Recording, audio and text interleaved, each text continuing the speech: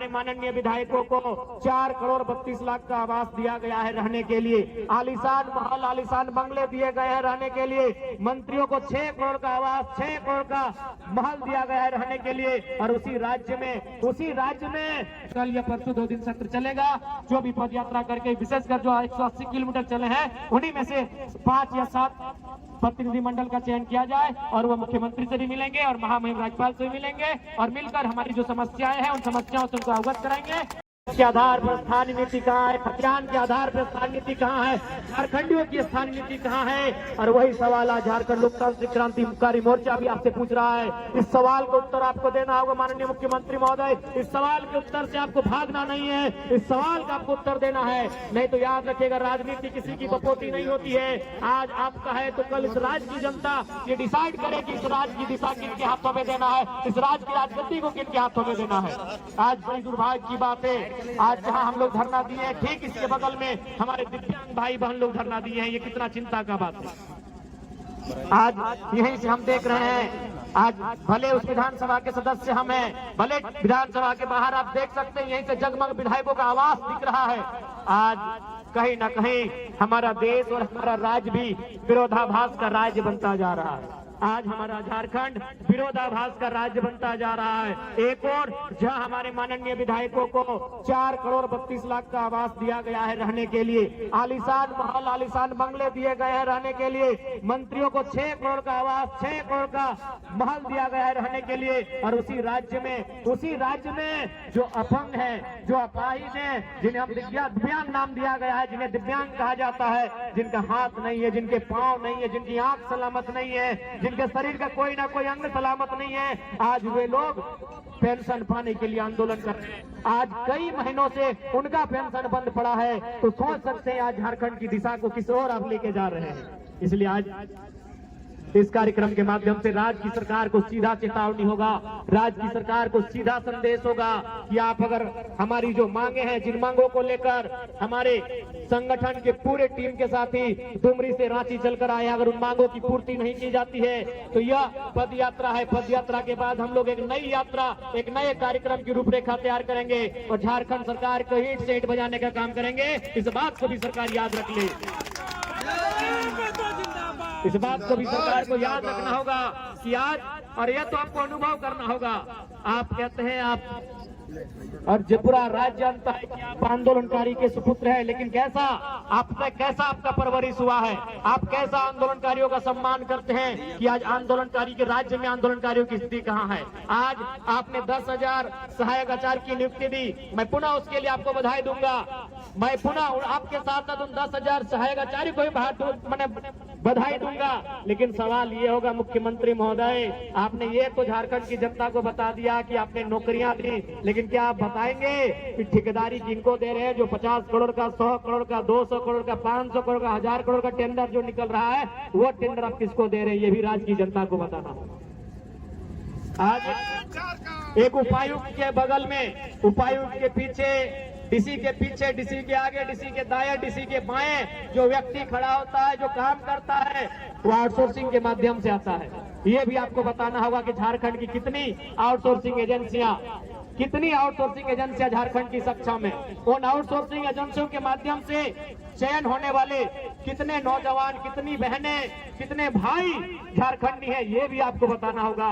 केवल नौकरियों में आप झारखंड को केवल ये मत दिखाए कि नौकरियों में, नौकरी के अलावे भी जो आउटसोर्सिंग एजेंसियां हैं, जो ठेकेदारी प्रथा है, वहां झारखंड के लोग कितने हैं, यह भी आपको बताना होगा। इस बात को आप नहीं भूल सकते हैं। और आज बिल्कुल ये दुर्भाग्य का बात है, 25 सालों के झारखंड में अगर कुछ बदला है, इन 25 सालों के झारखंड में अगर कुछ बदला है तो केवल नेताओं का जीवन बदला है। इन 25 सालों के झारखंड में कुछ बदला है तो विधायकों का जीवन बदला है, सांसदों का जीवन बदला है। वो चुनाव जीतने के बाद हार भी जाते हैं, उनको आजीवन लाखों रुपए सैलरी दिया जाता है, उनको आजीवन लाखों रुपए की सैलरी का भुगतान किया जाता है। लेकिन आम जनता का जीवन कितना बदला है? आज आम जनता केवल छात्रवृत्ति के लिए नहीं, बल्कि हमारी माएं, हमारी बहनें जो सेविका का काम करती है, जो सहायिका काम कर रही है, जो पोषण सखी, बैंक सखी का काम कर रही है, वो भी आज धरने पर बैठी है। आज जो हमारे जेटेट परीक्षा की मांग को लेकर लोग धरने पर बैठे। हमारे सहायक आचार्य जिनकी 1600 नियुक्ति हुई थी, लेकिन नियुक्ति के बाद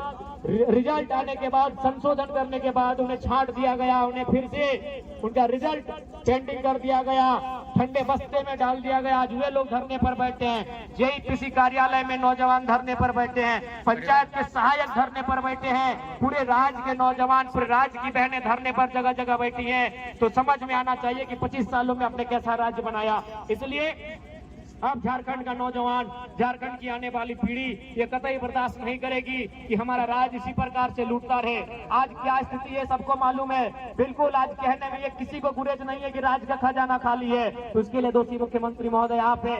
यदि राज्य का खजाना खाली है, इसका मतलब यह है कि आप विजन के साथ राज्य को नहीं चला रहे हैं। जिस राज्य में प्रतिदिन हजारों रुपए का कोयला, हजारों करोड़ का बालू अवैध रूप से निकासी किया जाता है, उस राज्य में अगर राज्य का खजाना खाली है तो उस राज्य के मुखिया की कार्यशैली पे सवाल खड़ा होता है। आज आपने लूट की इतनी छूट दे दी है कि एक साधारण सा पदाधिकारी, एक प्रखंड, एक थाना स्तर का पदाधिकारी महीने में अवैध रुपए से लाखों रुपए कमाता है। तो किसका पैसा है? राज्य का पैसा है, वो राज्य का खजाना है। लेकिन आपकी विजन आपको स्पष्ट बता रही है कि लूट की छूट है, भले खजाना भरे या ना भरे। इसलिए आज राज्य की जनता को आपको हिसाब देना होगा।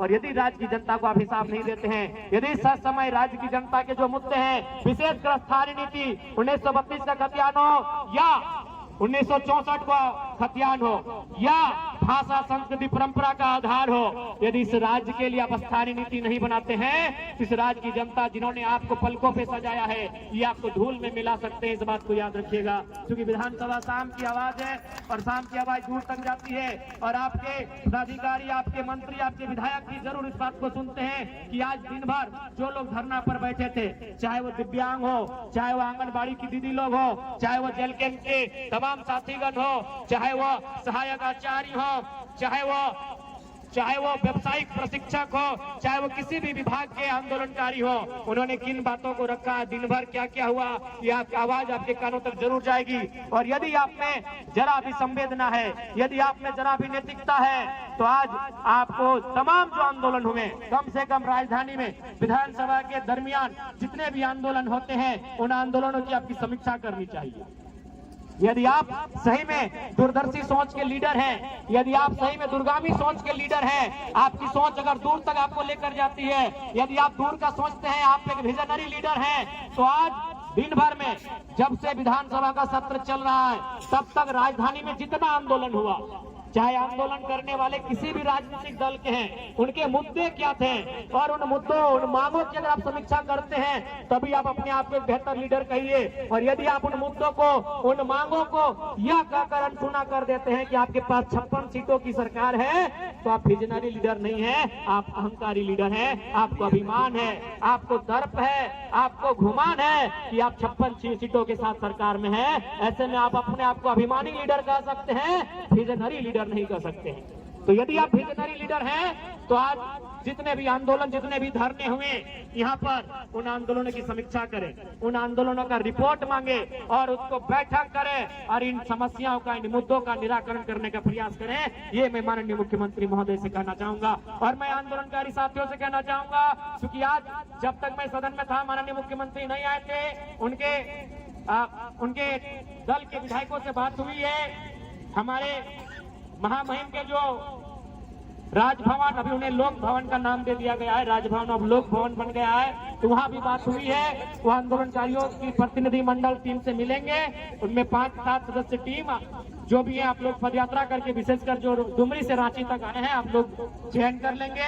वह आपकी मांगों को लेकर आप क्यों पद यात्रा किए हैं, उस पद यात्रा को उन्होंने भी वॉच किया है, राजभवन ने भी, और वो आपसे मिलेंगे। हमारी उनसे बातचीत हो गई है, लेकिन आज मुख्यमंत्री समय पर नहीं आए थे, नहीं तो आज ही उनसे मैंने बात किया था, संदेश दिया था उनके अधिकारियों के माध्यम से कि अमुक तिथि पर एक कार्यक्रम है, जो पद यात्रा करते हुए यहाँ तक आ रहे हैं, वो आपसे मिलने की अपेक्षा रखते हैं। तो शायद जब तक हमसे वो नहीं आए थे, हम उम्मीद करते कल या परसों 2 दिन सत्र चलेगा। जो भी पद यात्रा करके, विशेषकर जो 180 किलोमीटर चले हैं, उन्हीं में से 5 या 7 प्रतिनिधि मंडल का चयन किया जाए और वह मुख्यमंत्री से भी मिलेंगे और महामहिम राज्यपाल से भी मिलेंगे और मिलकर हमारी जो समस्याएं हैं, उन समस्याओं से उनको अवगत कराएंगे